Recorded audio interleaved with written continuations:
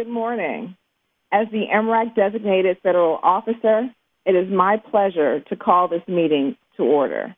Before we begin this morning's discussion, I would like to turn to the members of the Commission and the MRAC Chair for opening remarks. We will start with Acting Chairman Russ Benham, the MRAC sponsor, followed by Commissioner Quintens, then Commissioner Stump, followed by Commissioner Berkovitz, and finally Nadia Zakir, the MRAC Chair. Now we will have remarks from Acting Chairman Benham. Thank you, Alicia, and good morning and welcome to the CFTC's Market Risk Advisory Committee.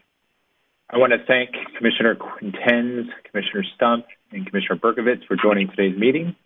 I also want to thank and acknowledge the MRAC members and the subcommittee chairs who will present reports today.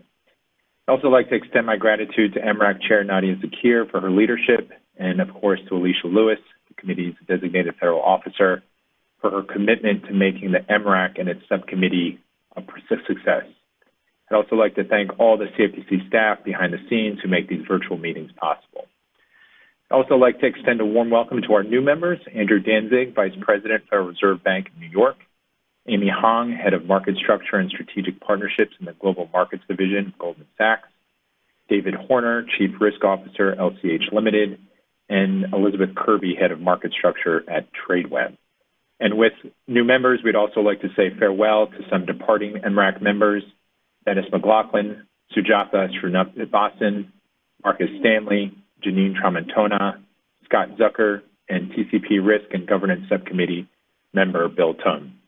On behalf of the MRAC, I want to thank each and every one of you for your time and dedicated service and wish you luck as you take on new and engaging issues and challenges in the future.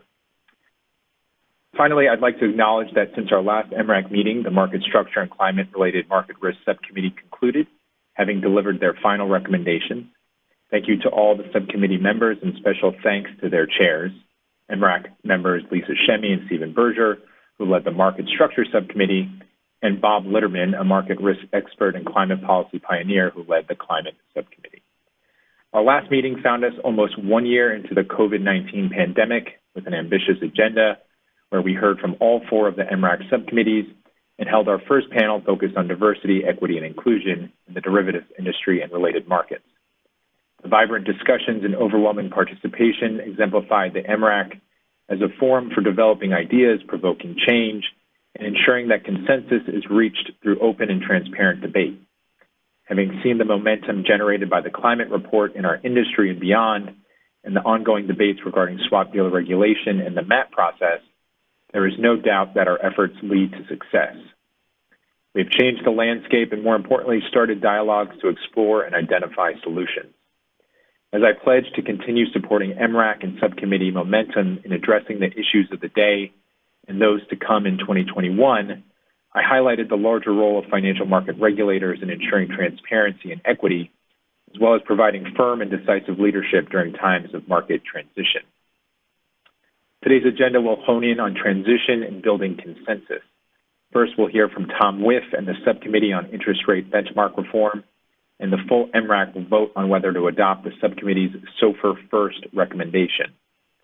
On June 8th, the Commission announced that the Benchmark Subcommittee voted to recommend the SOFR First Transition Initiative as a best practice aimed at prioritizing interdealer trading in SOFR over LIBOR for consideration by the MRAC.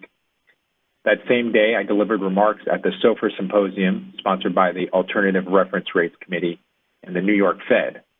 I spoke at length about the history of LIBOR, its regression on several fronts, and the general observation that as a market regulator, it'd be indefensible to stand by and allow market participants to mechanically continue down LIBOR's road to obsolescence when a sustainable path is clearly in sight.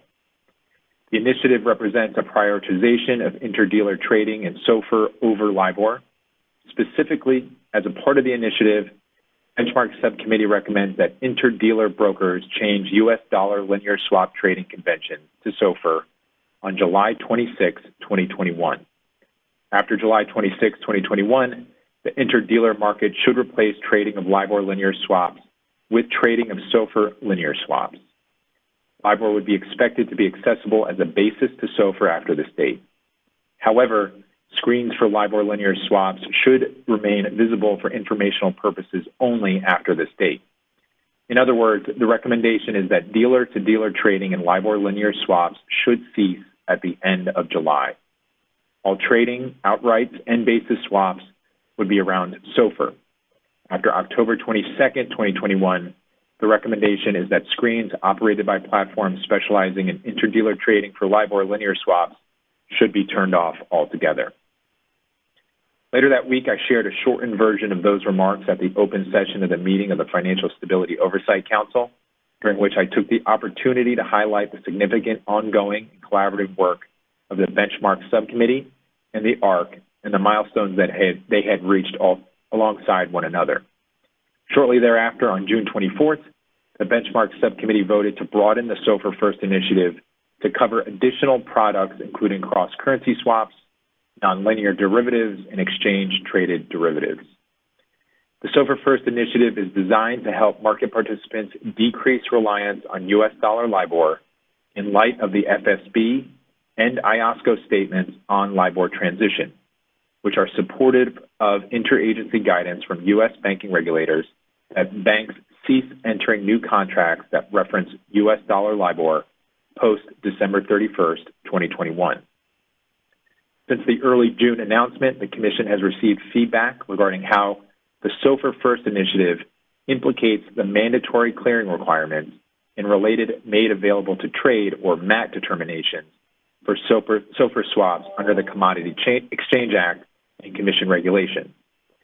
In anticipation of the end of LIBOR and its replacement with SOFR, my plan is to have staff present the Commission with a rule proposal addressing mandatory clearing of SOFR swaps with the expectation of finalization in 2022.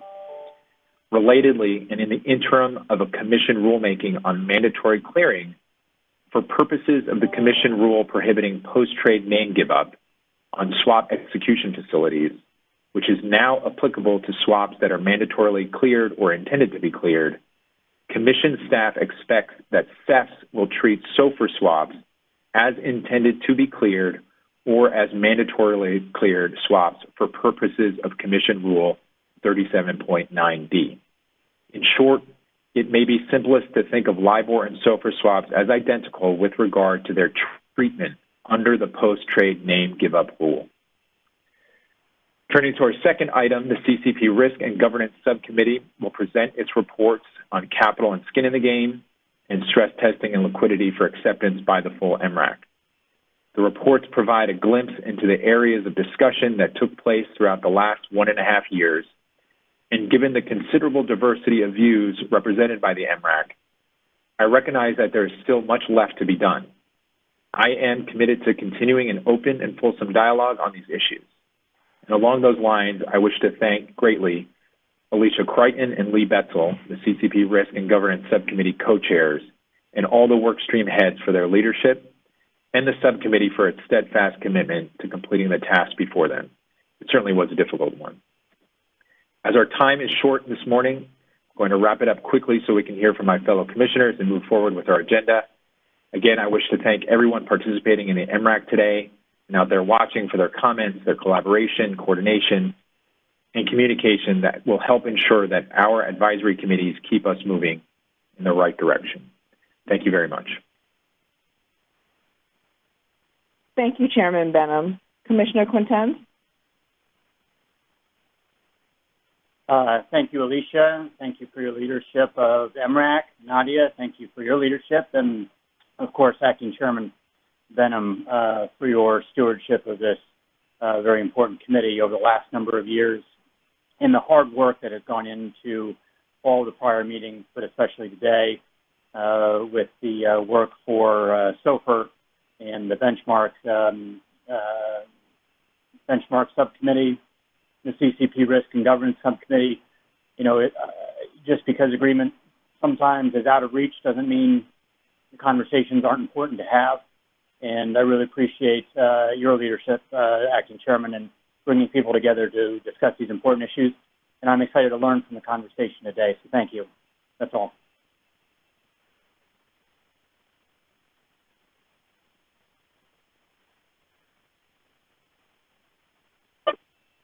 Thank you, Commissioner Quintens. Commissioner Stump? Thank you, and thanks to all of the subcommittee and full committee members who've been so active on these very important topics. As a commission, we've spent much of the last year working through finalizing a number of rulemaking, and I think it's important to note that all of these things that this committee has been focused on may not have been front of our public agenda, but they were always front of mind, and we knew we were going to be facing, in particular with regard to benchmarks, we were going to be facing some tough questions as we moved into this year and the following year. And so I know we will benefit from the work that this subcommittee has been doing, and I look forward to hearing the presentation from the subcommittee as well as the recommendations that may be presented for consideration for the commission. I really can't emphasize enough how critical I think it is that we begin to focus on, and I'm happy to hear the acting chairman speak to focusing on how we need to identify those swaps for which we need to consider mandatory clearing and made available to trade determinations because the clock is fast. The clock is ticking and the deadline is fast approaching. So I'm very happy to hear that we'll be focusing on those things. And these mandates that are currently in place were put in place years ago, and so I'm happy that we'll have an opportunity to consider the appropriateness of the mandates for those who are going to be required to clear and execute on regulated platforms. With regard to CCP governance, yes, this is a really tough topic. We all hear a lot from very different and a lot of very different viewpoints from different camps who utilize this infrastructure, but no time has it been more important as we have seen the clearing infrastructure become a requirement not only in our future space, but in the OTC space. And so I'm pleased that the subcommittee has identified a number of consensus items. I think there is obviously more work to do. I look forward to an ongoing dialogue. I know this is no small task.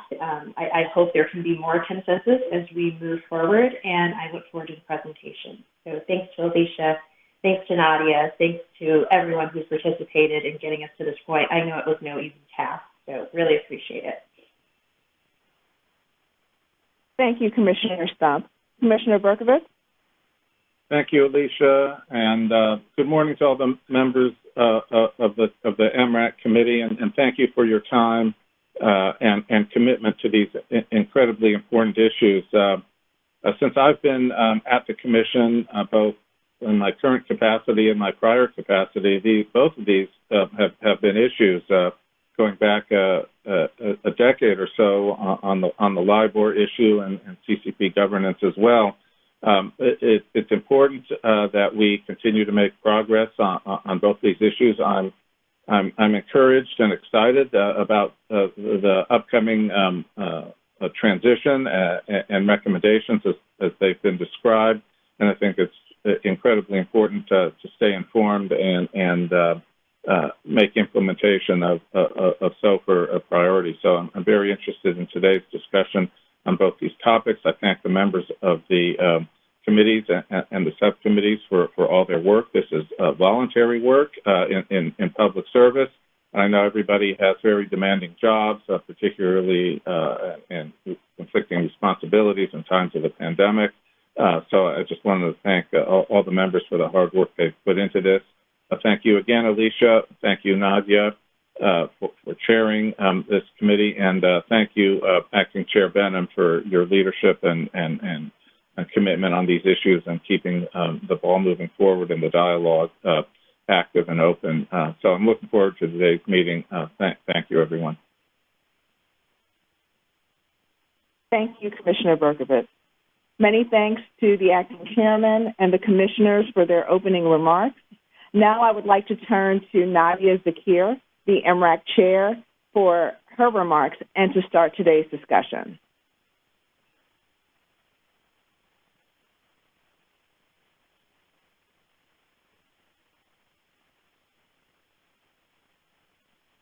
Nadia, please unmute.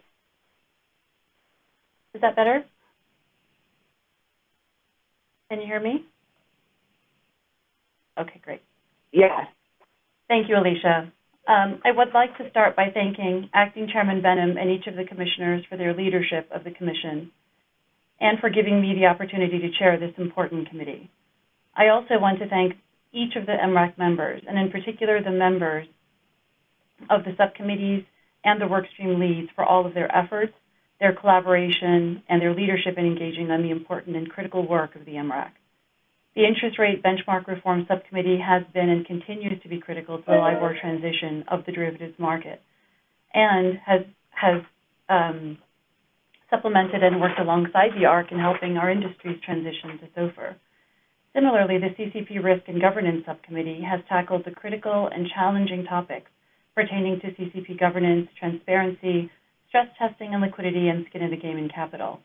The meetings of this subcommittee, as Acting Chair Benham noted, in particular at times resulted in spirited debate and differences in opinion.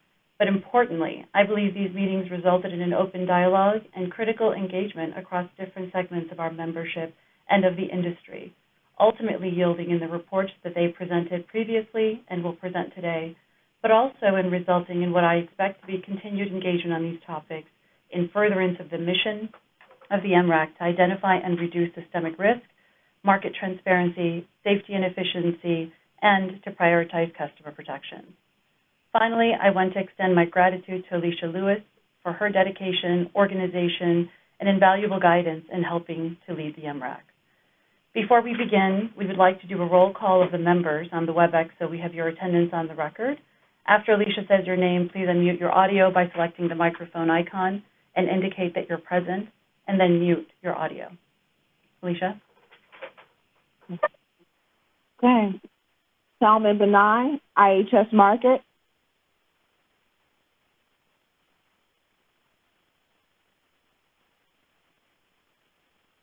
Salman Benai, IHS Market. Good morning, President. I'm having trouble unmuting. Thank you. Okay. Thank you. Stephen Berger, Citadel. Present. Dick Turner. I'm here. Lee Betzel, CME Group. Present. Peter Borsch, Quad Group.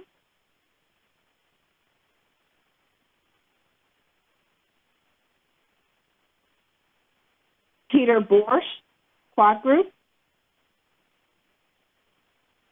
Okay. Biz Chatterjee, Citi.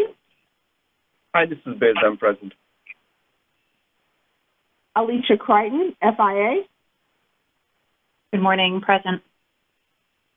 Andrew Danzig, Federal Reserve Bank of New York.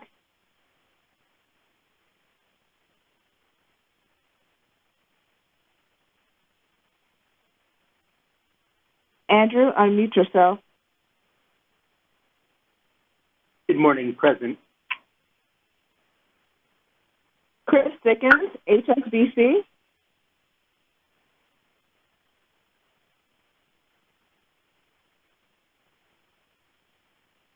Chris Dickens, HSBC. Yes, sorry, present. Shelley Goodwin, BP. Good morning, present. Matthias Graulich, Eurex Clearing.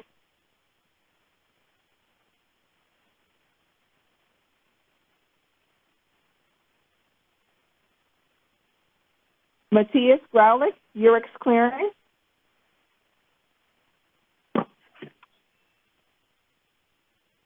Matthias, unmute yourself.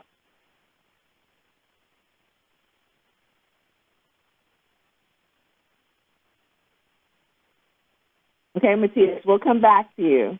IT, can you work with Matthias? Can you hear me now, Alicia? Oh, yes. Yes, I can hear you now. Oh, yeah, sorry, I'm present. Excellent. Thank you. Graham Harper, Futures Industry Association, Principal Traders Group.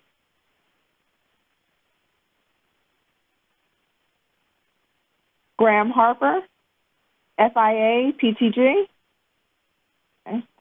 Frank Hayden, Calpine Corporation.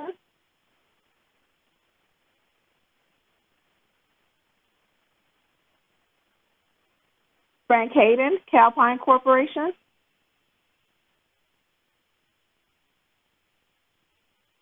Let me make sure that he... Good morning, President. Excellent. Thank you. Amy Hong, Goldman Sachs. Good morning, present. Lindsay Hopkins, Minneapolis Grain Exchange. Morning, present. David Horner, LCH Limited. Present. Annette Hunter, Federal Home Loan Bank of Atlanta. I'm present, thank you. Angie Karna, Nomura Global Financial Products, Inc. Good morning, Alicia, present. Morning. Dimitri Caruso, Nodal Exchange. Good morning, Alicia. Present. Morning. Eileen Kiley, BlackRock. Yes, good morning, I'm present. Morning. Elizabeth Kirby, TradeWeb. Good morning, present. Derek Kleinbauer, Bloomberg South. Morning, Alicia. Present. Laura Klemple, CTCC. Good morning, present. Rob Mangrelli, Chatham Financial. Good morning. Present.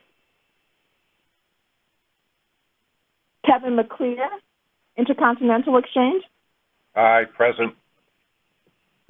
Craig Messinger, Virtue Financial. Good morning, Alicia. Morning. Dale Michaels, the Options Clearing Corporation. Good morning and present. Good morning.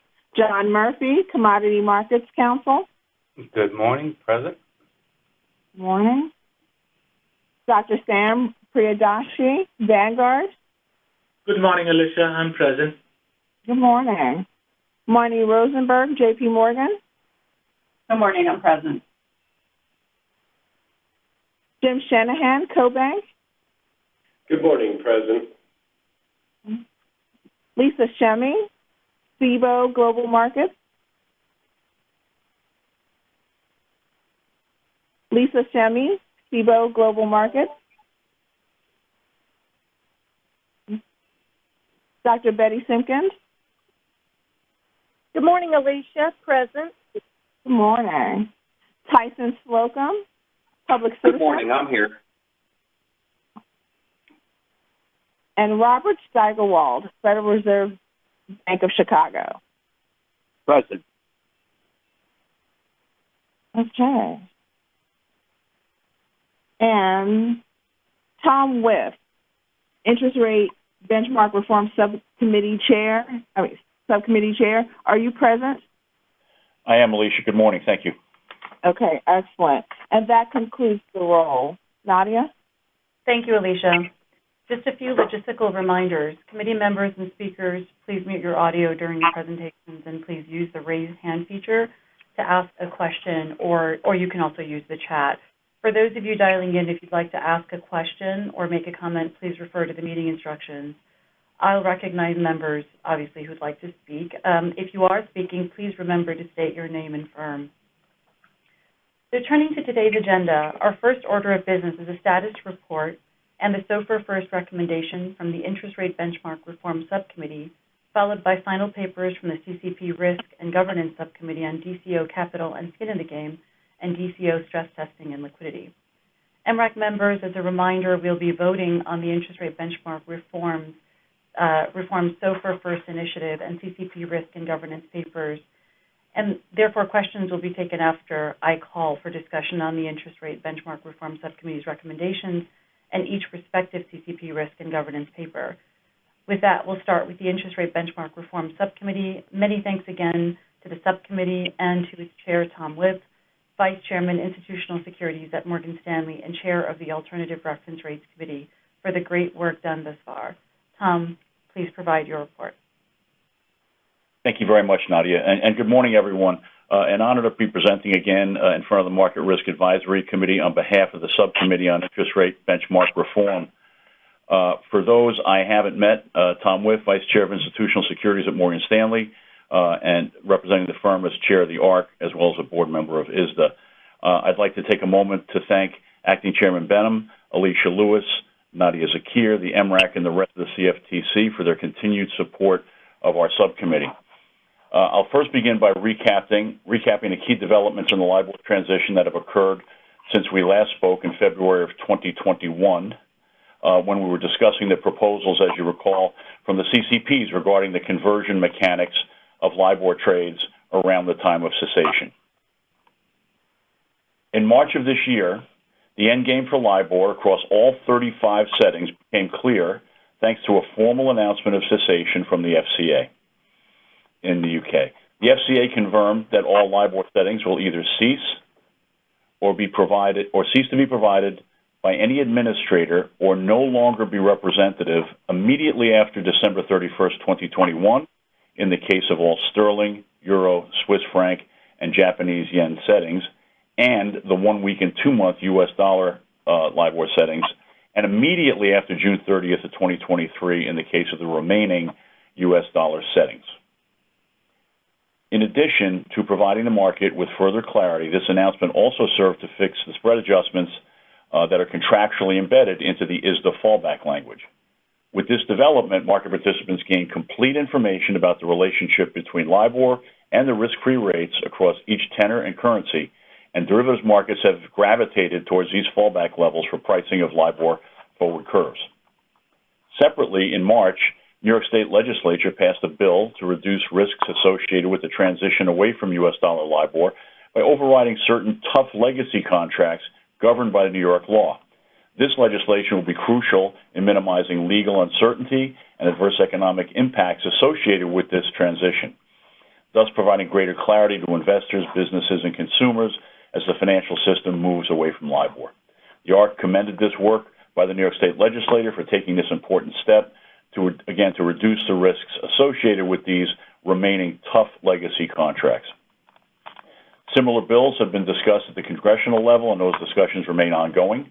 However, the New York State bill, in conjunction with the ISDA protocol, have provided a commercially reasonable path forward for a significant majority of LIBOR legacy exposures. A key work stream, additionally, that the ARC has been focusing on since the last MRAC meeting has been the successful delivery of a SOFR term rate. The ARC has convened a term rate task force to drive that strategy for its term rate work by identifying liquidity and other criteria consistent with a recommendation for a SOFR term rate. The task force has helped to clarify many of the outstanding questions around the timeline for a recommendation of a SOFR term rate, and we will begin to connect and intersect the importance of this as well as the importance of SOFR First and how those things intersect. So in April, the ARC published key principles for an ARC-recommended term rate, including that this rate should meet the ARC's criteria for alternative reference rates, similar to SOFR itself, that it be rooted in a robust and sustainable base of derivatives transactions over time to ensure that its use as a reference rate is consistent with best practices and the ARC standards, and have a limited scope of use to avoid use that is not in proportion to the depth of transactions in the underlying derivatives market, use that materially detracts from volumes in the underlying SOFR-linked derivatives transactions that are relied upon to construct those curves, making the term rate potentially unstable over time, or avoiding some of the pitfalls that we learned about LIBOR. In May, this group further described the market indicators that the ARC will rely on in order to officially recommend a SOFR term rate. These indicators include continued growth in overnight SOFR-linked derivatives volumes, visible progress to deepen SOFR derivatives liquidity consistent with ARC best practices, offering electronic market making and execution in SOFR swaps and swap spreads, changing the market convention for quoting USD derivative contracts from LIBOR to SOFR, which we will touch on in the next part of this discussion, making markets in SOFR-linked interest rate volatility products, including swaptions, caps, and floors, and a visible growth in offerings of cash products, including loans linked to averages of SOFR, compounded either in advance or in arrears. The ARC's view at the time was that these market indicators were readily achievable, and in some cases the market had begun to achieve them naturally at the time of publication. However, one indicator that was viewed as particularly challenging to implement was the changing of market convention for quoting U.S. derivative contracts from LIBOR to SOFR. And this became the key focus of the MRAC subcommittee. And I'll discuss shortly the work done by the subcommittee to accomplish this milestone, which we refer to as SOFR First. Lastly, the ARC announced that it selected the CME Group as the administrator for a SOFR term rate, which CME has been publishing since earlier this year. So combining these various factors brings clarity to the path to term SOFR. Once the indicators are met, the ARC will recommend CME's published rate. The recommendation of a SOFR term rate is the final step in the ARC's PACE transition plan and will serve as a critical milestone for the market's transition away from LIBOR to SOFR. So we're going to turn to page 1 of the presentation materials, and I'll provide a brief overview of the subcommittee's SOFR First recommendation.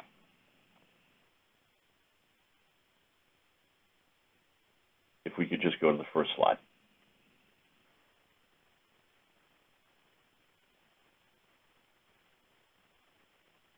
Thank you very much. So again, this is a brief overview of the subcommittee's SOFR First recommendation. So as I mentioned a moment ago, the MRAC subcommittee has focused its attention on changing the market convention for quoting U.S. dollar derivatives contracts from LIBOR to SOFR. Such a convention switch would not only satisfy the ARC's market indicator for a term SOFR rate recommendation, but would also accelerate the transition of derivatives liquidity from LIBOR to SOFR. The subcommittee approached its SOFR First recommendation in a very methodical and deliberate way, benefiting from our diverse membership to ensure that all market segments agreed that this was the most prudent path forward. We decided to focus on the interdealer market only and to exclude dealer-to-customer transactions from the scope of our recommendations. Our thinking in this approach was that dealers and brokers, as sophisticated market participants that already have the requisite operational capacities to process SOFR derivative trading at scale, and additionally, given their roles as intermediaries, any change to dealer market behavior should flow to other segments naturally. Further, we decided to focus our initial efforts for a SOFR First transaction on the linear swaps market, because increased SOFR liquidity in this market will have knock-on benefits for other impacted markets like cross-currency swaps, nonlinear derivatives, and exchange-traded derivatives. Our guiding principle, our first principle in selecting a date and methodology by which to execute this transition was to be ambitious but practical and engage in a robust communication strategy to ensure all relevant market participants understand the nature of our transaction. As an initial step, the subcommittee distributed a survey to several prominent interdealer brokers to understand if there were any technological constraints that would limit success of the transition in the near term. All brokers confirmed that they are operationally capable of processing SOFR transactions. The gating factor was more market behavior and liquidity. Next, the subcommittee carefully selected a date and scope for our recommendation, recognizing that there is supervisory guidance from U.S. regulators to cease entering into new contracts that use U.S. dollar LIBOR as soon as practicable, and in any event, by December 31st, 2021, we wanted to pick a date in the near term. We viewed the third quarter as optimal to avoid any cliff edge effects to derivatives liquidity that could arise in the fourth quarter. In other words, we wanted to build a reasonably long runway that could meet that end-of-year deadline.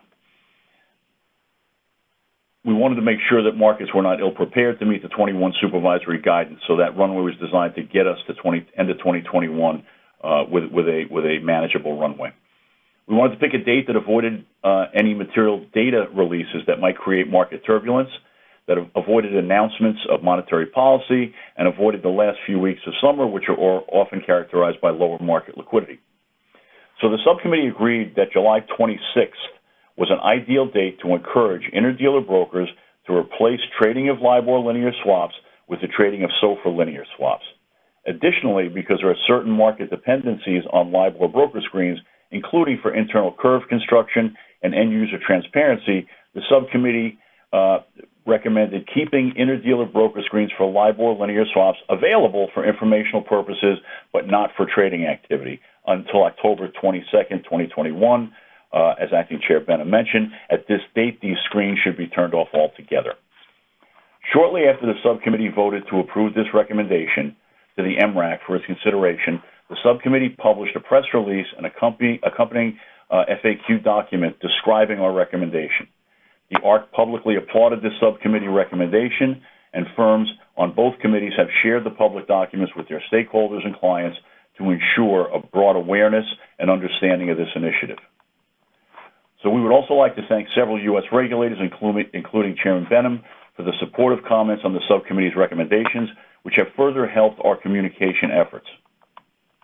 After the subcommittee published its recommendation for SOFR First for linear swaps, which is planned to occur later this month, the group also began to discuss similar SOFR First transitions for other impacted products.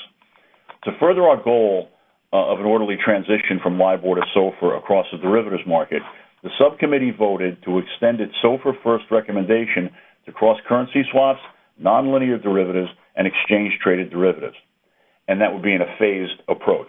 The subcommittee recommends that these additional transition events occur in a phased rollout, beginning with cross-currency swaps on September 21st and other products at dates to be determined by the subcommittee based on market conditions.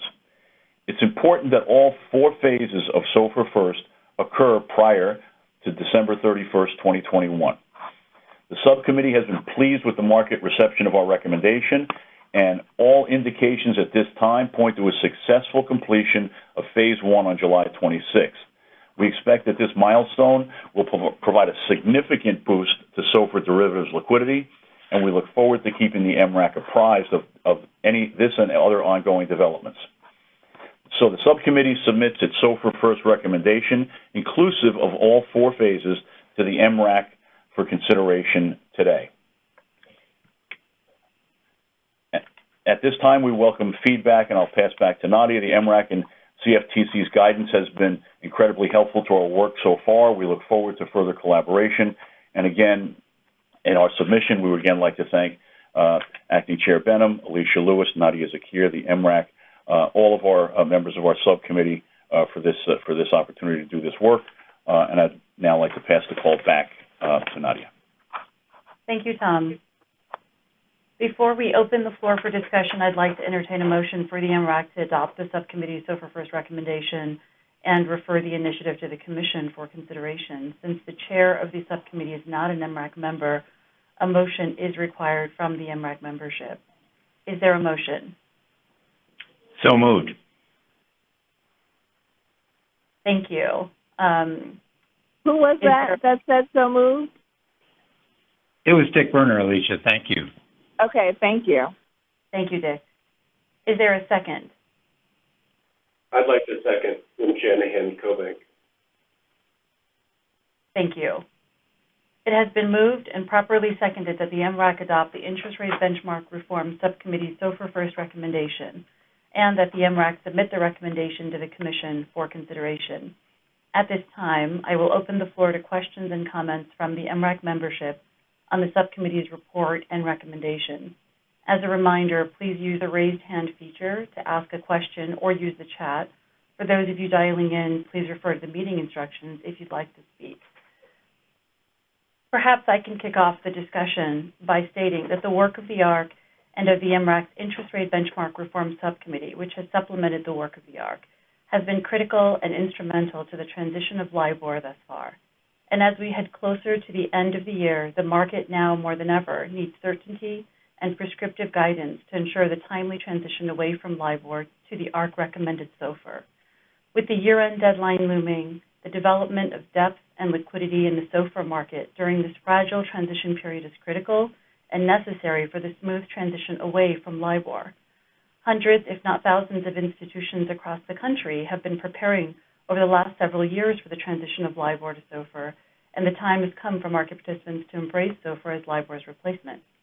Most critically, the continued focus and support from the public sector has been a key and powerful influence towards the adoption of an alternative reference rate, and the continuation of regulatory support for SOFR must continue for a timely and smooth transition. SOFR First is an important step toward achieving this important objective. I'll now turn to some of our members here. Let me begin with Biz Chatterjee from Citigroup. Thank you, Nadia. At Citi, we support the commitment regarding LIBOR transition and the subcommittee's recommendation on SOFR First initiative. We're grateful to the subcommittee chair, the members, for taking the lead in this important initiative, and thank the commission, the acting chair, and the commissioners for continuing to focus on this very important issue. We think the success of this initiative will further benefit from the continued consideration of the recommendations published in the memo of the ARC's Capital and Liquidity Subgroup, especially as it relates to the GSIB-related surcharges. We strongly encourage the subcommittee and the commission to continue to highlight this important aspect. Thank you, Nadia. Thank you, Biz. I'll now turn to Eileen Kiley from BlackRock. Thank you, Nadia. I would like to take this opportunity to voice BlackRock's support for the subcommittee's recommendation on the SOFR First initiative. Prioritizing SOFR and interdealer trading is a significant step forward in building SOFR swaps liquidity for the buy side, thereby decreasing the overall market's reliance on LIBOR. SOFR First not only promotes the liquidity of SOFR, but alleviates uncertainty in markets by guiding investment processes towards a solution. The subcommittee's work to date and future work to complete subsequent phases of the SOFR First initiative is critically important in furthering progress to transition away from LIBOR. Thank you. Thank you, Eileen. Marnie Rosenberg, J.P. Morgan.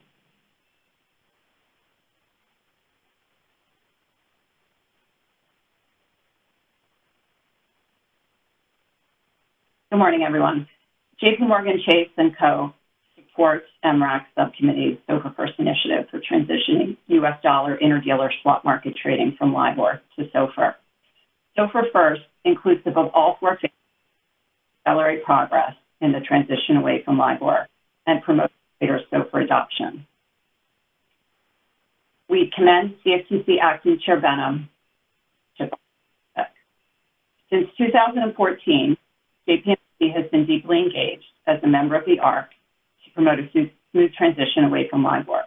Additionally, JPMC has been engaged with the MRAC Subcommittee and the ARC to advance the SOFR First initiative. We strongly support SOFR First and encourage all market participants to adopt the recommended best practices for interdealer brokers to change U.S. dollar linear swap trading conventions from U.S. dollar LIBOR to SOFR on July 26th, and turn off interdealer broker LIBOR linear swap screens after October 22nd of this year. U.S. banking regulators issued supervisory guidance urging no new U.S. dollar LIBOR-based contracts, including derivatives, by this year end, which is 5 months until the no new LIBOR deadline. It's important that market participants adopt SOFR conventions for linear derivatives on July 26th and cross-currency swaps, nonlinear derivatives, and exchange-traded products later this year. As a market leader in the derivatives markets as a dealer, both interbank and with end-user clients, at JPMC, our focus has been on accelerating the transition to SOFR. We've been streaming a full curve of SOFR interest rate swaps to the leading dealer-to-client platforms for well over a year, and as of last month, they're doing the same for SOFR swap spreads. The final step in the ARC PACE transition plan is the creation of a term reference rate based on SOFR derivatives market. Today's MRAC vote and market adoption of SOFR First is a critical step towards ensuring robust underlying liquidity in SOFR derivatives markets. As the ARC and regulators have noted, once the convention switch is in place, the ARC expects that its market indicators for a SOFR term rate will have been met, allowing the ARC to formally endorse the CME SOFR term rates very shortly thereafter. The ARC endorsement of SOFR term rates will help support market participants' transition to SOFR by year end. Thank you. Thank you, Marnie. Dick Berner, NYU Stern School of Business. Thank you, Nadia. I just want to echo my thanks to Tom Webb for his leadership and to Acting Chair Benham for the leadership on the MRAC for this initiative. Echoing some of the comments from my colleagues, it's pretty clear that the recommendation of the SOFR term rate by ARC is really contingent on successful implementation of the SOFR First initiative. This will jumpstart the process and by providing certainty, help both the derivatives markets and the cash markets exit LIBOR safely. And as Tom mentioned, this critical and last piece of the puzzle will give us a 5-month runway as we approach the supervisory guidance provided of no new LIBOR at the end of this year. Thank you. Thank you, Dick. James Shanahan, CoBank, ACB. Sure. On behalf of CoBank, I'd like to thank all the members of the SOFR Liquidity Work Group for recognizing the need to incent the interdealer market to make the move to SOFR and as soon as possible. We'd also like to commend them on making a development of a thoughtful proposal to that end. We also hope that this proposal will speed the adoption of alternative reference rates and other derivative and cash markets. And finally, we feel this proposal, if adopted, should facilitate the ARC's endorsement of the CME term rate as the next big step in making the transition from U.S. dollar LIBOR. For these reasons, CoBank supported the SOFR First initiative in the Interest Rate Benchmark Reform Committee, and I plan to support the SOFR First proposal today. Thank you. Thank you, James. I don't believe I see any other questions from any of the members. So we will now take a vote on the motion that the MRAC adopt the subcommittee's SOFR First recommendation and submit the recommendation to the Commission for consideration. As a point of order, a simple majority vote is necessary for the motion to pass. Alicia, I'll turn it over to you to conduct the roll call. Okay. Before I start the roll, I just wanted to give Peter Borsch from Quad Group the opportunity to state his presence on the record. Peter?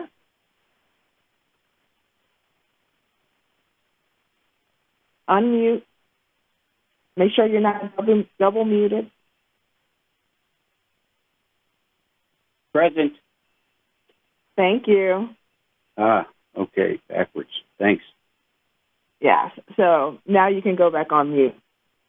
Thank you, Nadia. Committee members, when I call your name, please indicate your agreement with aye, disagreement with nay, or indicate abstain if you are abstaining from the vote. Please remember to unmute your audio to indicate your vote and to mute your audio once you have finished voting. Okay. Salman Benai, IHS Market. Aye. Salman Benai, IHS Market votes aye. Stephen Berger, Citadel. Aye.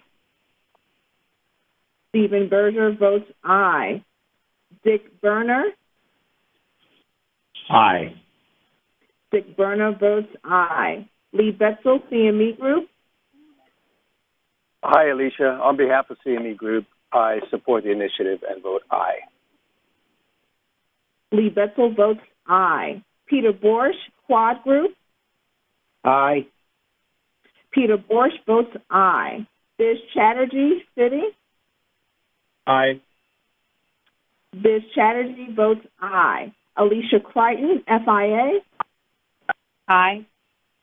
Alicia Crichton votes aye. Chris Dickens, HSBC. Hi, Alicia. I vote aye. Chris Dickens votes aye. Shelley Goodwin, BP, IST, Global Americas. Aye.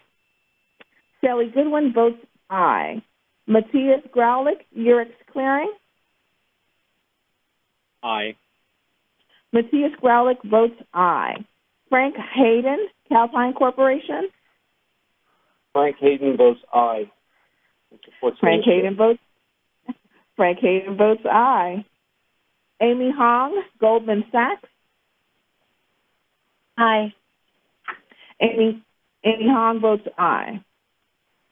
Lindsay Hopkins, Minneapolis Grain Exchange. Aye. Lindsay Hopkins votes aye. David Horner, LCH Limited. Aye. David Horner votes aye.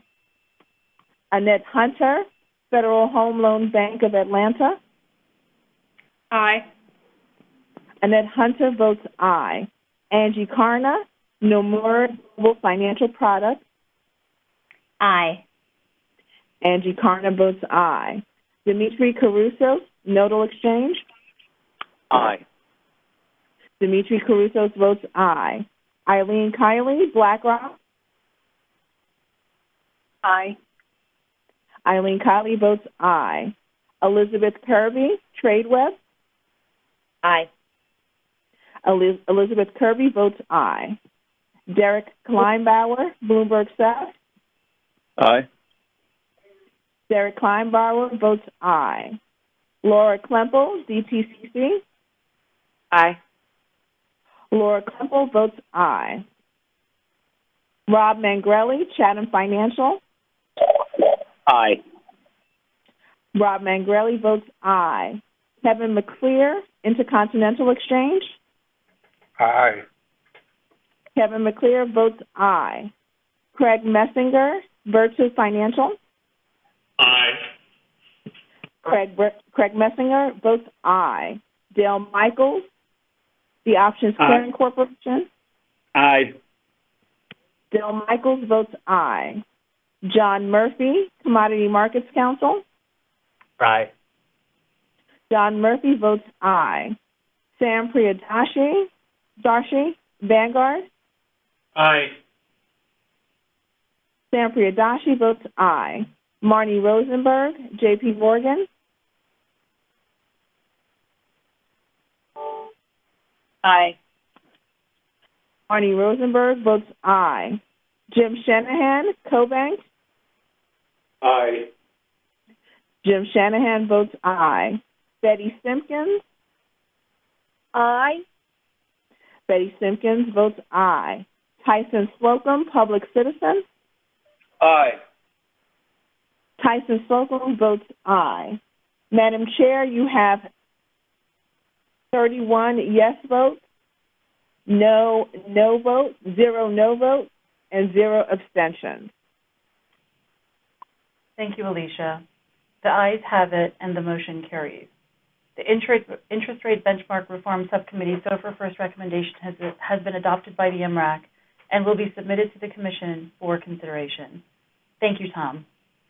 Thank you, Nadia, and thank you to the MRAC, the work of the subcommittee, the CFTC, Acting Chair Benham, Alicia Lewis, and I'd like to special thanks to my colleague Matt Oakes, who did amazing work on coordinating this effort. So thank you to all involved, and we appreciate the support. Thanks very much. Thank you. We will move on to the report of the CCP Risk and Governance Subcommittee. Alicia Crichton, representing the FIA, and Lee Betzel from the CME are the co-chairs. Alicia and Lee, I will turn it over to you. Thank you very much, Nadia. Good morning to all. I'd like to start by thanking Acting Chairman Benham, the commissioners, Alicia Lewis, you, Nadia, and the rest of the MRAC for allowing Alicia and I to provide a final update on the work of the MRAC's CCP Risk and Governance Subcommittee.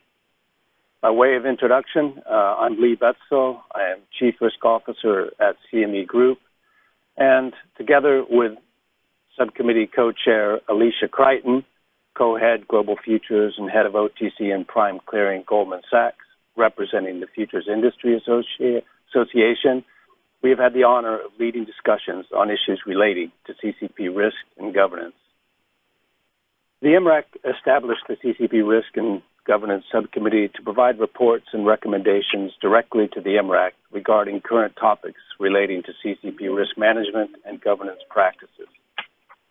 The role of CCPs in providing safeguards to the broader financial system as it relates to derivatives trading has been recognized by global regulatory bodies and the G20 as it committed to promoting central counterparty clearing following the 2008 global financial crisis. Since that time, and through industry efforts, CCPs have proven successful in their role of mitigating counterparty risk, not least during the market events of 2020 as a result of the realization of the economic impacts caused by the COVID pandemic. CCPs, together with their clearing member and participant communities, continue to focus on incremental enhancements to their risk management practices. With this in mind, we would like to thank the MRAC for recognizing the importance of these topics, and further to thank the entire subcommittee on CCP risk and governance for its tireless work in formulating the recommendations and reports. We are pleased to provide a final update on the work of the subcommittee and submit 2 papers for the MRAC's consideration and vote today. By way of background, before we move into the papers, I would like to state that in February of 2021, the MRAC subcommittee submitted 2 papers for review and vote. They were recommendations regarding CCP margin methodologies and recommendations on CCP governance and summary of clearing member, end user, and CCP perspectives. Subsequent to that meeting, the committee has continued its discussions on 4 remaining work streams. Those are liquidity and stress testing, capital and skin in the game, transparency, and default management. The work streams on liquidity and stress testing, as well as CCP capital and skin in the game, have concluded, and we submit these work papers for your review and consideration today. For the work stream regarding transparency, while a significant amount of discussion and effort were put into discussions on this important topic, the subcommittee agreed that industry efforts on enhancing the CCP public quantitative disclosure framework already underway, including those led by SIFMA, AMG, and CCP 12, are the right forum for the continued discussion on this important topic. We recommend that the MRAC monitor discussion and output from that effort. Similarly, regarding CCP default management, while the subcommittee discussed the 2016 MRAC submission on default management at length and noted progress made against recommendations from that paper, it was similarly agreed amongst the subcommittee members that the MRAC monitor industry efforts being carried out jointly by CCP 12, ISDA, and FIA on establishing best practices for default management of CCPs. Again, we extend our deepest gratitude to the entire CCP Risk and Governance Subcommittee, and especially those who volunteered as workstream leads, for their dedication and effort to advance discussion and debate on these important topics, which are critical to the safety and soundness of cleared derivatives markets. I would now like to turn it over to my co-chair on the CCP Risk and Governance Subcommittee, Alicia Crichton, to present the report on CCP capital and skin in the game. Alicia? Great. Thanks very much, Lee. As Lee said, I'll be providing an update on the report on CCP capital and skin in the game. Alicia, please turn on your camera.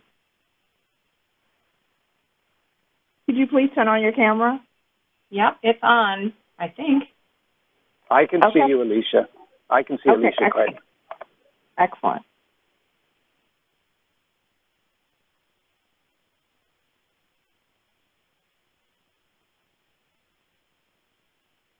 Okay. Is that okay now? Yes. Great. Thanks.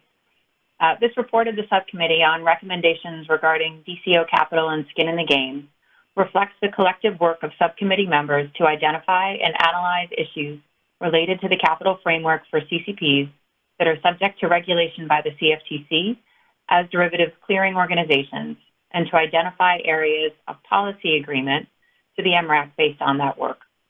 The report was drafted by a subset of MRAC members representing DCOs, clearing members, and end users, the latter 2 groups collectively referred to herein as market participants, as well as 1 independent. The report covers 4 areas of discussion: DCO skin in the game, DCO non-default losses, DCO capital available to address losses exceeding the default fund, including assessments, and ex-ante resources for addressing a DCO's resolution. The report sets forth agreed upon policy views across certain elements of a DCO's capital framework, some of which represent current practices of some DCOs, and we have noted in the report the topics discussed where agreement could not be reached. I will now briefly review the discussion topics. The first on skin in the game. There was broad agreement among subcommittee members that the primary purpose of skin in the game is to incentivize management of market and other risks, rather than serve as a significant resource to absorb losses arising from a clearing member's default. Such primary loss-absorbing resources should be paid in by the defaulter in the form of initial margin and its default fund contribution. global regulatory bodies, including the Financial Stability Board, have highlighted that skin in the game should not be considered a significant loss-absorbing resource.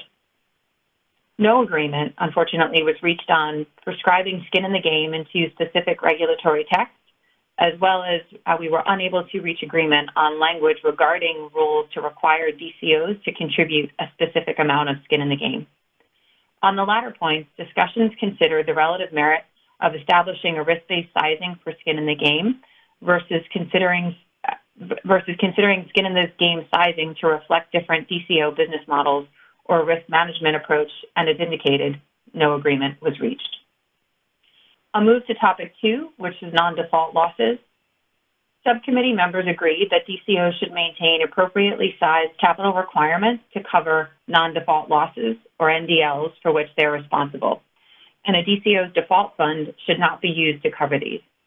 In addition, there was broad agreement consistent with financial market practices that a DCO should not be responsible for losses arising from the failures of third-party custodians and settlement banks where the DCO has not acted negligently or in bad faith in the selection and monitoring of such third parties. Subcommittee members also agreed that the DCO should be responsible for certain types of NDLs, such as market value investment losses related to the investments a DCO directs, not only for customer funds, but also for clearing members' own funds. In addition, there was broad agreement that DCO's distinct operations present different NDL profiles, which should be considered. Subcommittee members were, however, unable to agree on whether there should be more specific CFTC rules with respect to loss allocation for specific NDLs, or whether capital reserves should be set aside for such specific NDLs. We took into consideration and evaluated the relative merit of amendments to the existing CFTC NDL rule requirements versus addressing a DCO's approach to NDLs within a rulebook. Topic 3, residual DCO capital. Subcommittee members agreed in principle that to the extent a DCO's losses exceed available resources after capped assessments have been made, that a DCO's shareholders should be solicited to contribute voluntarily to address such losses. Subcommittee members were unable to agree whether residual DCO equity at the end of the waterfall should be required to be used to address uncovered losses. And the last topic, DCO ex-ante resources. Subcommittee members were unable to agree on whether it is appropriate to establish distinct ex-ante resources that would be available in resolution to continue to operate the resolved DCO, and noted that CCP resolution does not fall under the jurisdiction of the CFTC. That is a brief summary of the report that we have provided, and with that, by direction of the CCP Risk and Governance Subcommittee, I move that the subcommittee's discussion paper on DCO capital and skin in the game be adopted by the MRAC and submitted to the Commission for consideration. Thank you, Alicia. Since the motion is coming from the subcommittee, a second is not required here. Let me ask if there are any questions or comments on the report from any of our members. Remember to please either type in the chat or use the raised hand feature if you'd like to speak.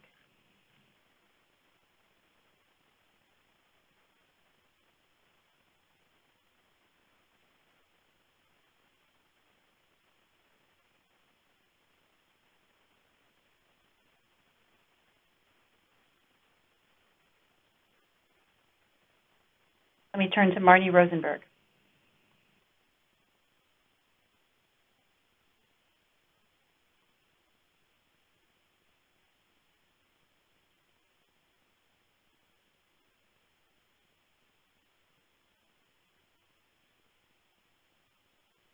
Marnie, you're still on mute. You hear me now? Okay. Yeah. Dealing with a phone and a computer. Okay. Same time. Thanks, Nadia and Alicia. JP Morgan commends Acting Chair Benham for establishing the CCP Risk and Governance Subcommittee and supporting the development of actionable recommendations on this important topic. The subcommittee discussions covered many of the issues that were highlighted within a white paper that JP Morgan, together with a group of buy-side and sell-side firms, released in 2019, which proposed 20 recommendations to enhance CCP's resilience, recovery, and resolution. Over the last 18 months, JP Morgan has supported and contributed to these efforts of the subcommittee, working collaboratively to develop recommendations across all the work streams. Despite the significant amount of time and effort invested by the members of the subcommittee did not reach meaningful agreement on resolving many of the important issues, and this underscores the need for regulatory action. On margin, JP Morgan supported the recommendations intended to ensure that margin models are robust, but as I highlighted at the February meeting, there's a need for a broader range of measures to address margin procyclicality and improve disclosures on margin models. On risk governance, JP Morgan supported the recommendations, but these recommendations did not go far enough to include that CCP should be required to formally consult with market participants prior to filing any material rule change with the CFTC, as is required in other major jurisdictions. The two reports being presented to the MRAC today did not present actionable recommendations to the CFTC. On CCP capital, I'd reiterate our support for the views expressed in the 2019 white paper, namely that CCP contributions to the default waterfall should be increased to a more meaningful quantum. CCP should be well capitalized for non-default losses. Capital should be available as a last resort to absorb losses, and CCP should set aside recapitalization resources such as long-term debt that could be bailed in. Importantly, and despite a significant amount of work, as already noted, by the CCP transparency work stream, the subcommittee was unable to agree upon a report to be presented today.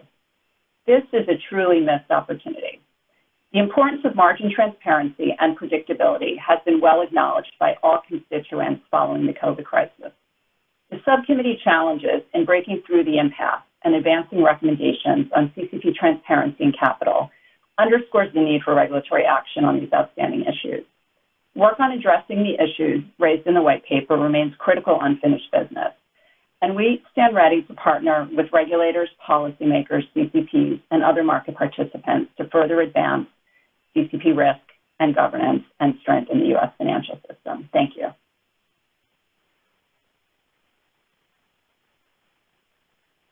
Thank you, Marty.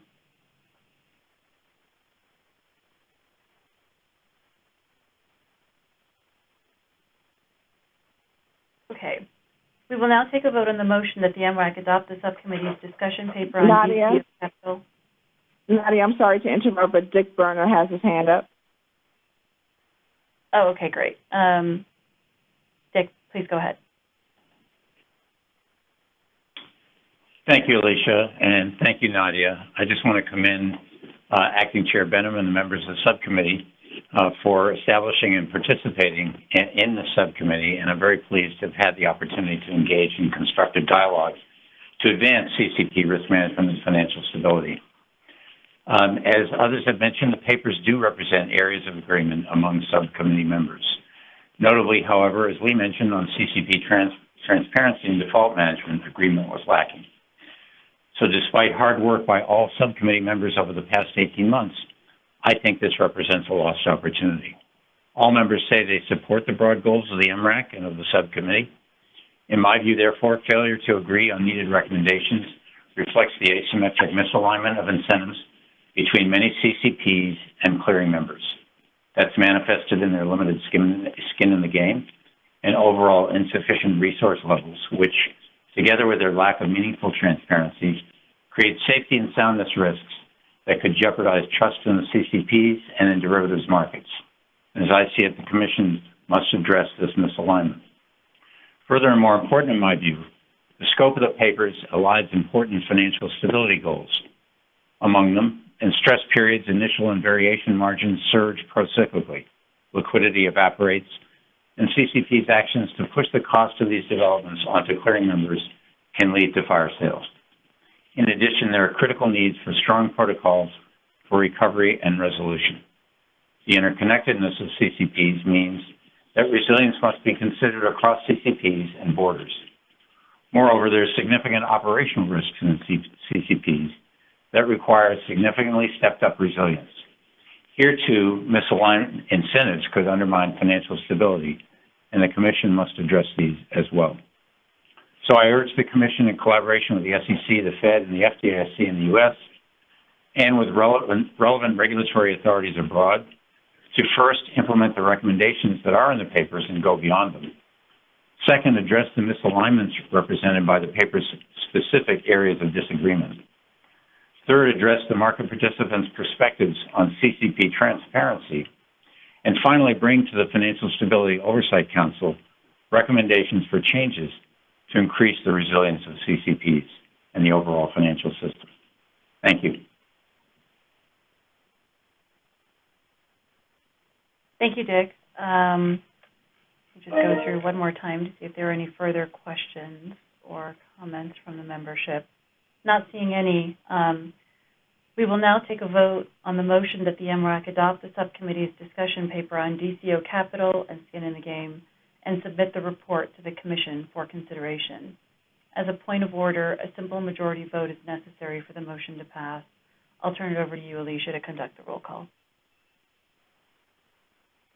Thank you, Nadia. Committee members, again, when I call your name, please indicate your agreement with aye, your disagreement with nay, or indicate abstain if you are abstaining from the vote.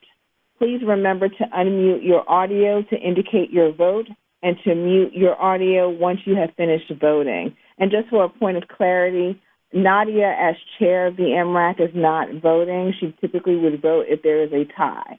So she has an option should she want to vote, but however, in this instance, she has opted not to vote on the interest rate benchmark reform recommendation as well as the papers.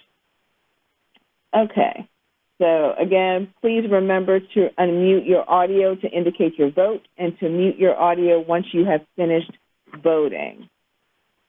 Salman Benai, IHS Markit. Aye. Salman Benai votes aye. Stephen Berger, Citadel. Aye. Stephen Berger votes aye.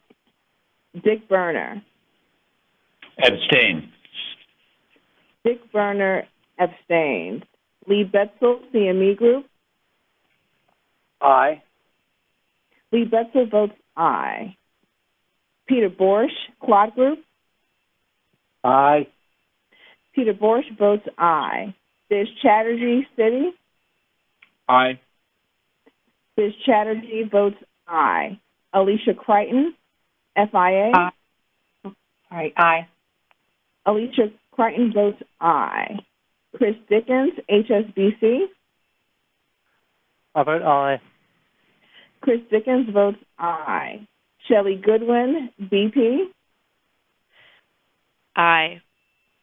Shelley Goodwin votes aye. Matthias Graulich, Eurex Clearing. Aye. Matthias Graulich votes aye. Frank Hayden, Calpine Corporation. Aye. Frank Hayden votes aye. Amy Hong, Goldman Sachs. Aye. Amy Hong votes aye. Lizzie Hopkins, Minneapolis Grain Exchange. Aye. Lizzie Hopkins votes aye. David Horner, LCH Limited. Aye. David Horner votes aye. Annette Hunter, Federal Home Loan Bank of Atlanta. Aye. Annette Hunter votes aye. Angie Karna, Nomura Global Financial Products. Aye. Angie Karna votes aye. Dimitri Caruso, Noble Exchange. Aye. Dimitri Caruso votes aye. Eileen Kiley, BlackRock. Aye. Eileen Kiley votes aye. Elizabeth Kirby, TradeWeb. Aye. Elizabeth Kirby votes aye. Derek Kleinbauer, Bloomberg Seth. Aye. Derek Kleinbauer votes aye. Laura Klempel, DTCC. Abstain. Laura Klempel abstains. Rob Mangrelli, Chatham Financial. Aye. Rob Mangrelli votes aye. Kevin McClear, Intercontinental Exchange. Aye. Kevin McClear votes aye. Craig Messinger, Virtue Financial. Aye. Craig Messinger votes aye. Dale Michaels, the Options Clearing Corporation. Aye. Dale Michaels votes aye. John Murphy, Commodity Markets Council. Aye. John Murphy votes aye. Sam Priyadashi, Vanguard. Aye. Sam Priyadashi votes aye. Marnie Rosenberg, JP Morgan. Aye. Marnie Rosenberg votes aye. Jim Shanahan, CoBank. Aye. Jim Shanahan votes aye. Betty Simpkins. Aye. Betty Simpkins votes aye. Tyson Slocum, Public Citizen. Abstain. Tyson Slocum abstains.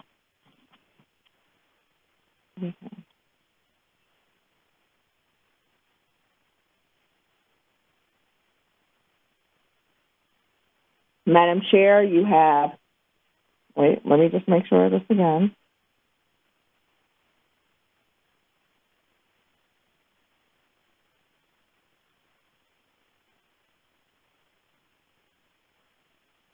Madam Chair, you have 28 yes votes, 0 no votes, and 3 abstentions. Thank you, Alicia. The ayes have it, and the motion carries. The CCP Risk and Governance Subcommittee's discussion paper on DCO capital and skin in the game has been adopted by the MRAC and will be submitted to the Commission for consideration. Lee Betzel, I'll turn it over to you. Thank you, Nadia. We now like to present the stress testing and liquidity paper, which is a result of discussion in subcommittee. Before I begin with a summary of the paper, I would ask that the committee note that a revised version of the report on stress testing and liquidity was circulated last night by Alicia Lewis. The updated voting draft of the paper reflects a technical change that has been made on page 2. The amended version eliminates from the draft references to certain resources available to cover losses in default scenarios.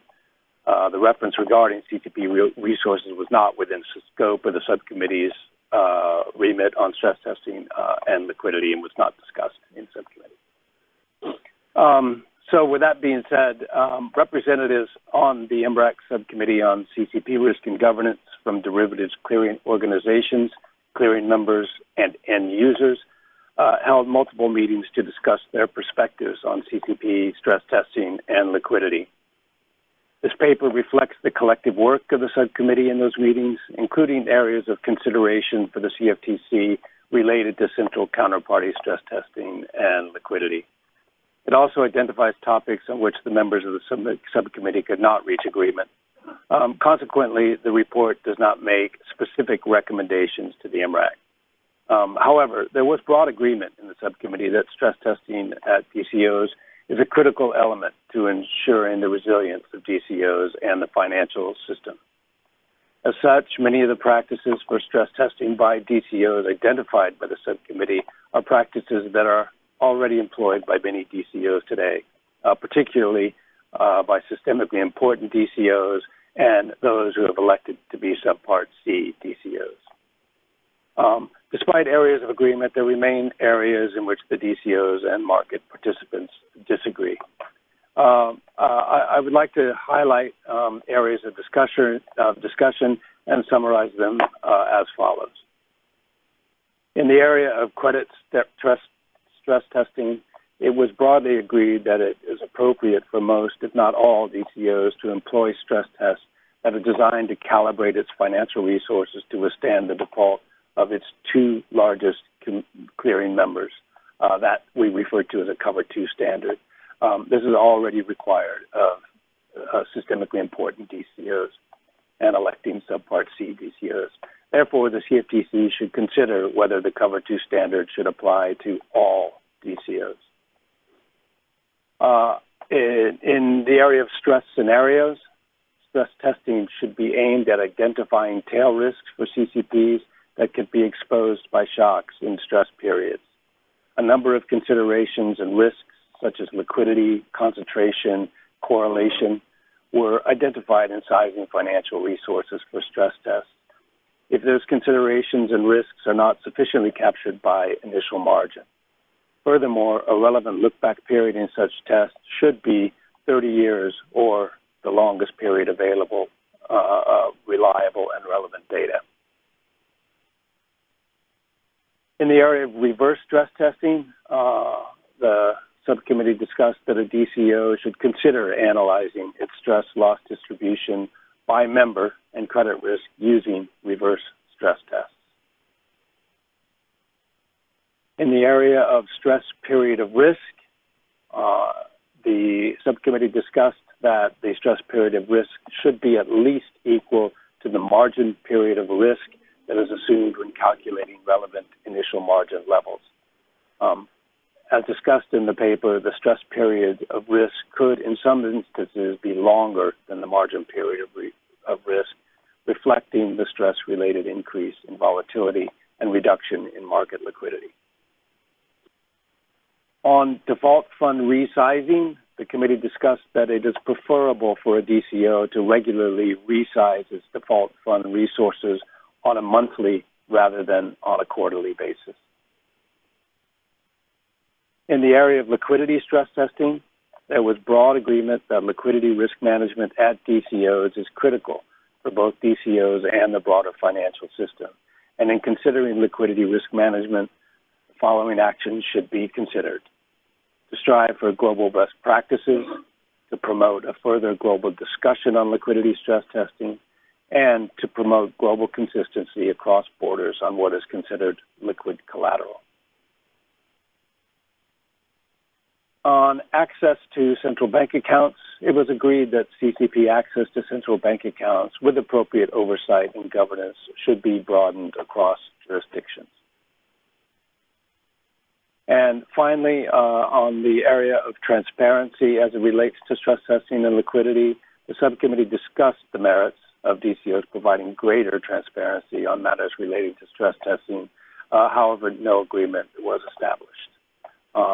The subcommittee did note the ongoing industry efforts, as I mentioned at the outset of my remarks, being carried out by CCP 12 is an FIA to provide enhanced transparency through the public quantitative disclosures. So that concludes my brief summary of the report that was submitted to the committee for consideration. And by direction of the CCP Risk and Governance Subcommittee, I move that the subcommittee's discussion paper regarding DCO stress testing and liquidity be adopted by the MRAC and submitted to the Commission for consideration. Thank you, Lee. Since the motion is coming from the subcommittee, a second is not required. Are there any questions or comments on the report?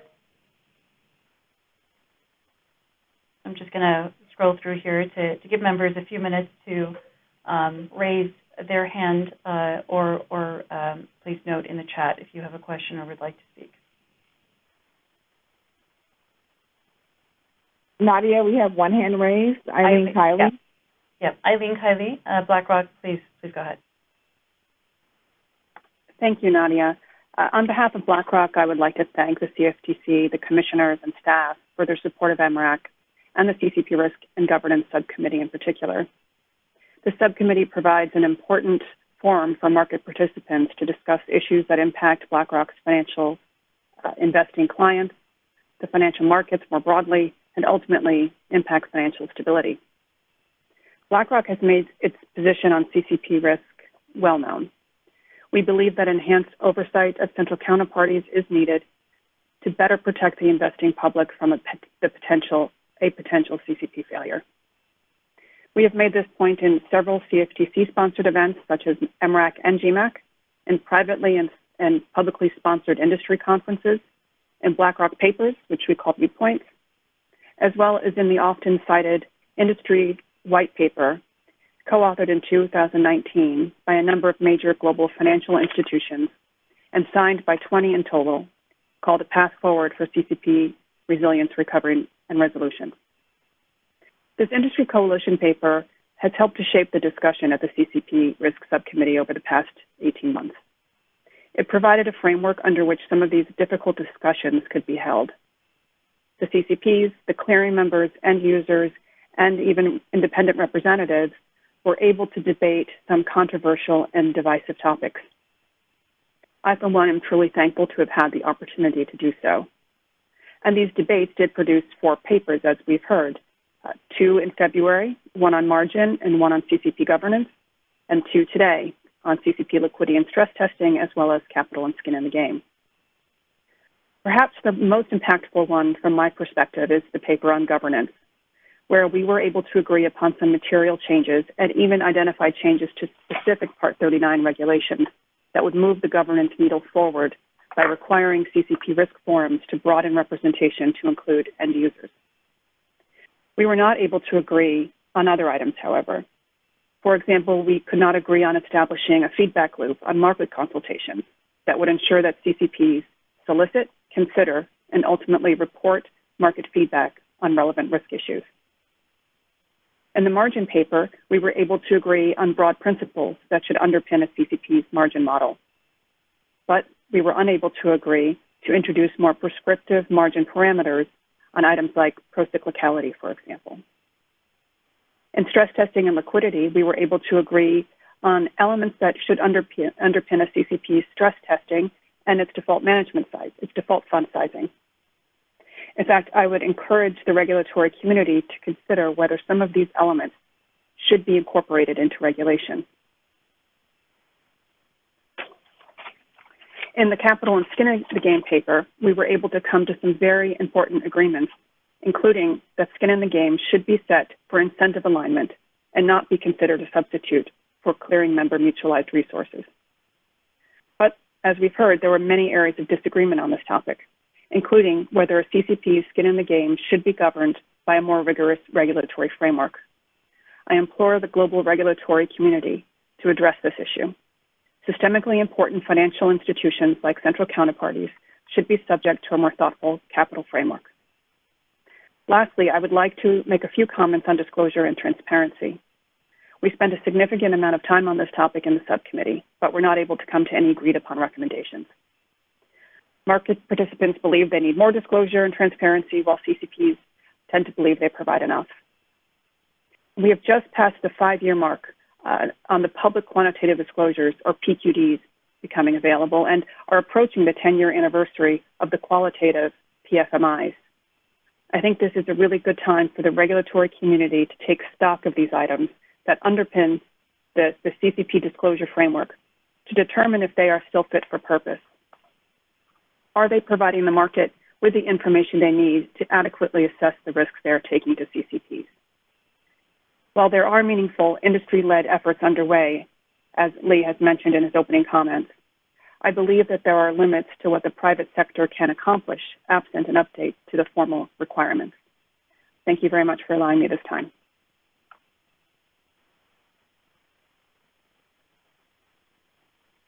Thank you, Eileen. We'll just take another couple seconds to see if there are any other further questions.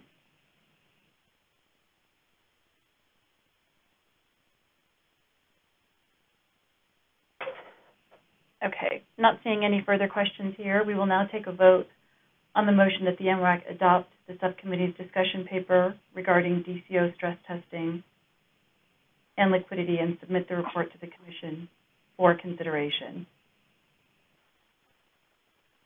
As a point of order, a simple majority vote is necessary.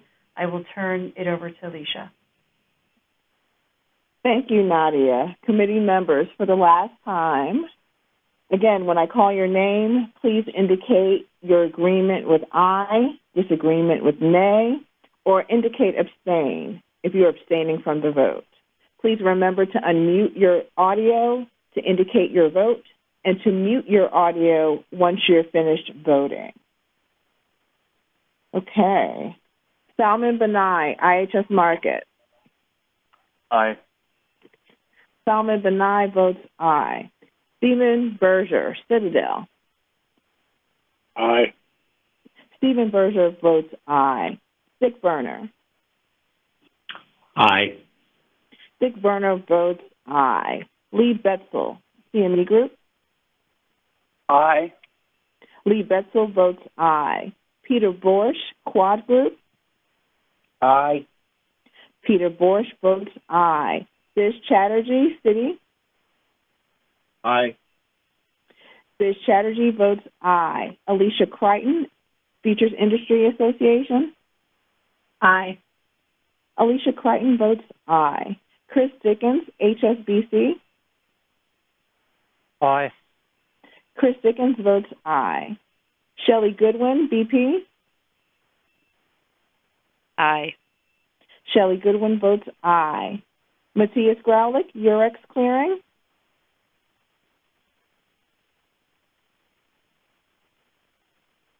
Aye. Matthias Graulich votes aye. Frank Hayden, Calpine Corporation. Aye. Frank Hayden votes aye. Amy Hong, Goldman Sachs. Aye. Amy Hong votes aye. Lindsay Hopkins, Minneapolis Grain Exchange. Aye. Lindsay Hopkins votes aye. David Horner, LCH Limited. Aye. David Horner votes aye. Annette Hunter, Federal Home Loan Bank of Atlanta. Aye. Annette Hunter votes aye. Angie Karna, Nomura Global Financial Products. Aye. Angie Karna votes aye. Dimitri Carusos, Nodal Exchange. Aye. Dimitri Carusos votes aye. Eileen Kiley, BlackRock. Aye. Eileen Kiley votes aye. Elizabeth Kirby, TradeWeb. Aye. Elizabeth Kirby votes aye. Derek Kleinbauer, Bloomberg Stuff. Aye. Derek Kleinbauer votes aye. Laura Klempel, DTCC. Abstain. Laura Klempel abstains. Robert Mangrelli, Chatham Financial. Aye. Robert Chatham votes aye. Kevin McClear, Intercontinental Exchange. Aye. Kevin McClear votes aye. Craig Messinger, Virtue Financial. Aye. Craig Messinger votes aye. Dale Michaels, the Options Clearing Corporation. Aye. Dale Michaels votes aye. John Murphy, Commodity Markets Council. Aye. John Murphy votes aye. Sam Priyadashi, Vanguard. Aye. Sam Priyadashi votes aye. Marnie Rosenberg, J.P. Morgan.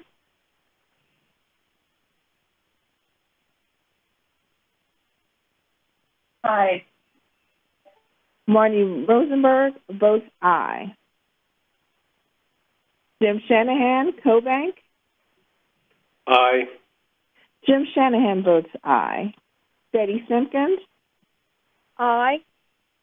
Betty Simpkins votes aye. Tyson Slocum. Abstain. Tyson Slocum abstains.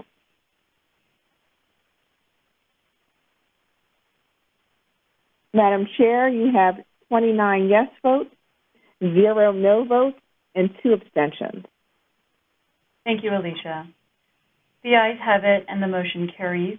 The CCP Risk and Governance Subcommittee's discussion paper on DCO stress testing and liquidity has been adopted by the MRAC and will be submitted to the Commission for consideration.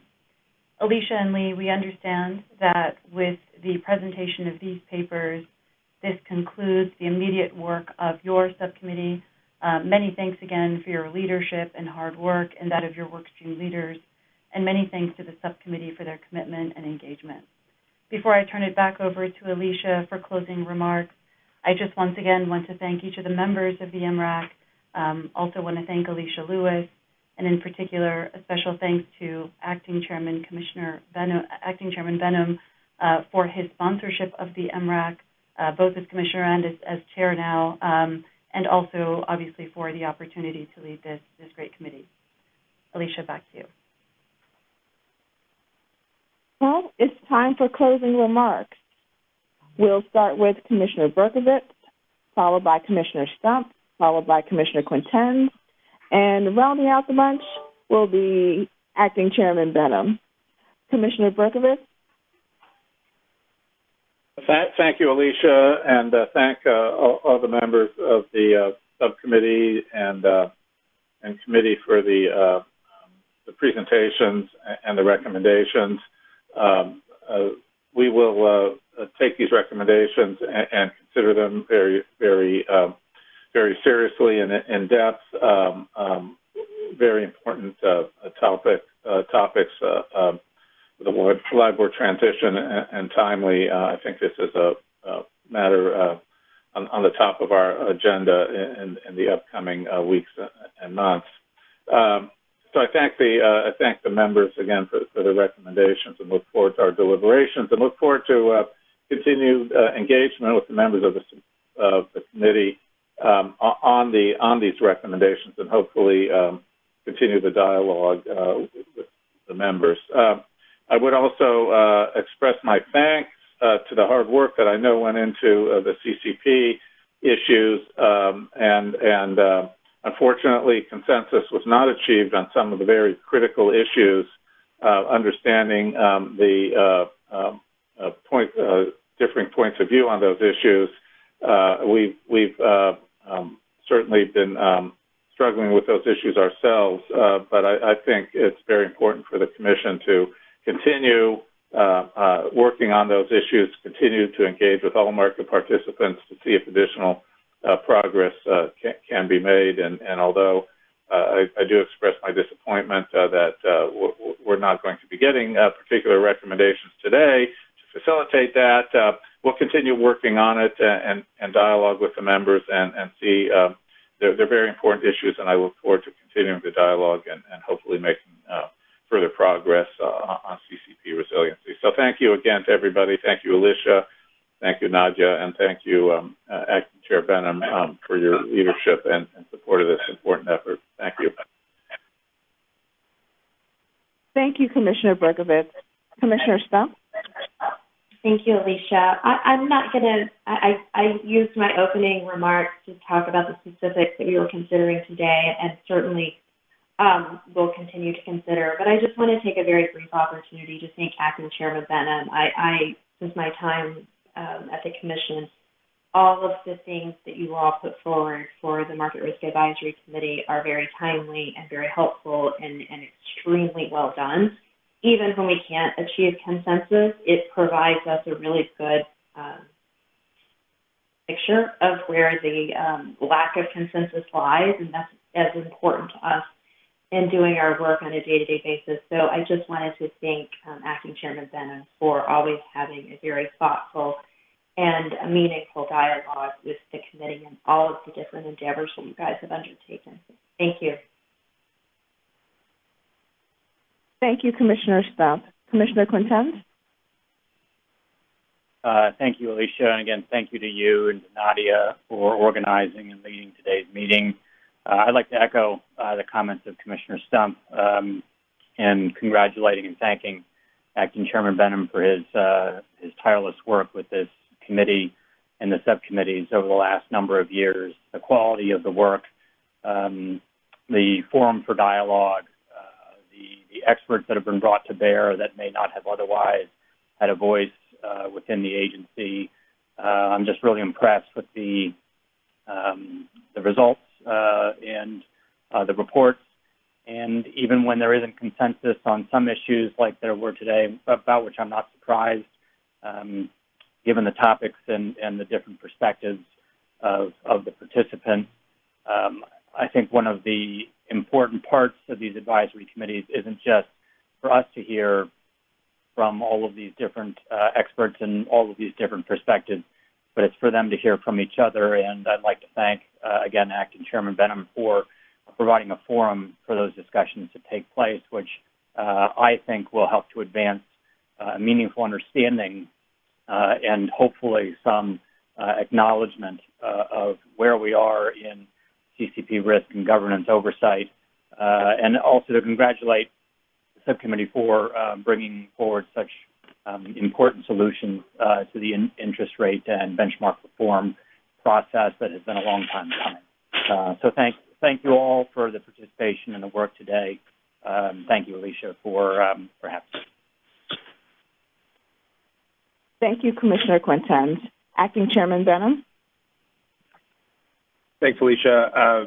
A few things, and I do want to thank my colleagues for all of their kind remarks and words, but it certainly goes without saying, and they each know this as sponsors of their own advisory committees, that the work is only as good as its membership here. So I do want to thank each and every one of the members on the MRAC. In my 4 years since I took over the committee, we've had a number of members, we've had a number of subcommittees come and go.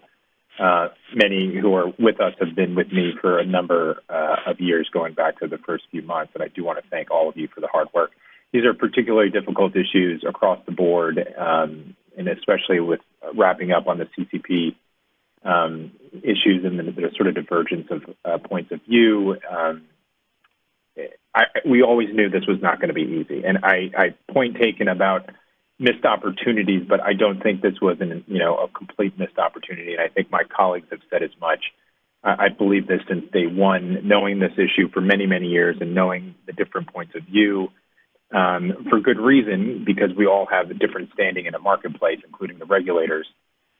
Any discussion, any forum to have a transparent conversation about what the issues are, what the perceived risks are, and what the potential regulatory policies could be are helpful to us, because every one of us, we engage with each and every one of you and others across the globe in the U.S., and we see these issues. We take these issues very seriously because of our role as the primary regulator over CCPs, and given their systemic nature, as Commissioner Stump mentioned earlier, given their role post-Dodd-Frank in terms of risk management in cleared swaps, we understand and take that very seriously from the commission level all the way down, and we do believe with great confidence that we have the best people in the world overseeing these institutions, and we'll continue to engage to make sure that we're doing our job better if it's necessary, and as the market evolves and changes, making sure that we evolve and change with it.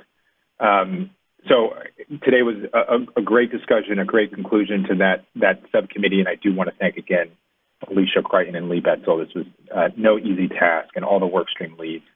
But today it was a big accomplishment, and you should all be very proud of the work you did. And without question, we will take it as a commission and as an agency, not only the individuals and their faces before you today, but I think many in the future as beneficial for us to think about policy going forward. Lastly, I just want to thank Tom Whiff. Again, so much work being done out of that subcommittee since 2018, and it's, as I sort of envisioned from day one, I wanted to be a complement to the ARC, and I think it has accomplished that precisely, and it's been a great effort over the many years. I know we have more work to do as we get to the December 31st end, but with the SOFR First initiative, this is a big step as we get to the end of the month with interdealer trading and some other milestone dates ahead going forward in the next few months. And we'll continue to work, as I mentioned in my opening remarks, on mandatory clearing requirements over the next couple of years and propose that to the Commission for consideration as we continue, I think, collectively to work towards transition away from LIBOR to SOFR and other risk-free rates. So with that, again, I want to thank everyone for their time, their effort. Special thanks to Nadia Zakir and, of course, Alicia Lewis for her work. This all runs smoothly because of her. And she recalls very well when we first sat down to talk about her joining my team back in probably 2017 that this was going to be a task I needed her to take on, and she's been doing it brilliantly and flawlessly since. I also want to recognize the rest of my staff, David Gillers, John Duffy, and Laura Gardy.